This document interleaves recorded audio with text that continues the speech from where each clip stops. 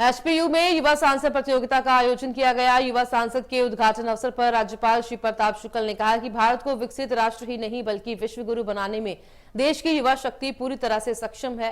राज्यपाल ने कहा कि युवा सांसद जैसे कार्यक्रम युवाओं की ऊर्जा को सही दिशा देते हैं और सही दिशा मिलने से ही भारत 2047 तक विकसित राष्ट्र बनने के लक्ष्य की ओर अग्रसर है।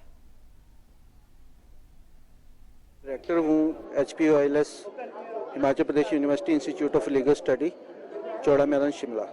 2 दिन का यहाँ कार्यक्रम किया जा रहा है, किस तरह का कार्यक्रम है, कौन लोग इसमें भाग ले रहे हैं, उद्देश्य? ये 2 दिन का कार्यक्रम होने वाला है। इसमें मॉडल यूनाइटेड नेशन और यूथ पार्लियामेंट, युवा संसद ऐसे कंपटीशन होने वाला है। इसमें जो है 5 कंपटीशन चलेंगे, जिसमें अपना लोकसभा, विधानसभा और साथ में United nation general assembly, United nation general security council और ऐसे ही एक जो है इंटरनेशनल प्रेस, ऐसा कंपटीशन चलेगा। इसमें पूरे देश भर से करीब 200 के करीब छात्राएं भाग ले रहे हैं। युवा लोग जो हैं अलग अलग पोर्टफोलियो मिलेगा। कोई प्राइम मिनिस्टर मोदी बनेगा, कोई गृह मंत्री बनेगा, कोई फाइनेंस मिनिस्टर बनेगा, कोई लीडर ऑफ ऑपोजिशन बनेगा। इस तरह से सारे पोर्टफोलियो पहले ही दिए गए हैं और अपने अपने पोर्टफोलियो को जस्टिफाई करते हुए हम इस बार जो विषय लिया है लोकसभा में, right to vote and role of election commission under Indian constitution, और विधानसभा के लिए जो हमने लिया है, जो कि हिमाचल का बहुत ही सेंसिटिव विषय है, sustainable development in Himachal Pradesh and disaster risk.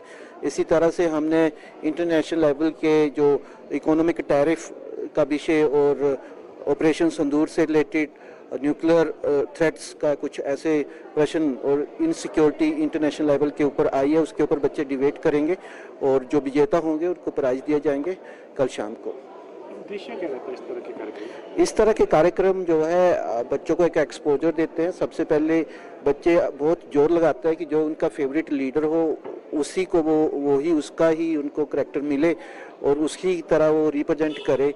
और बच्चे जो है कैसे लोकसभा में कोई लॉ आता है उसको कैसे पास करते हैं, विधानसभा में कैसे कोई भी लॉ बनता है और किसी भी विषय के ऊपर बहस कौन से रूल्स के अंडर कर सकते हैं।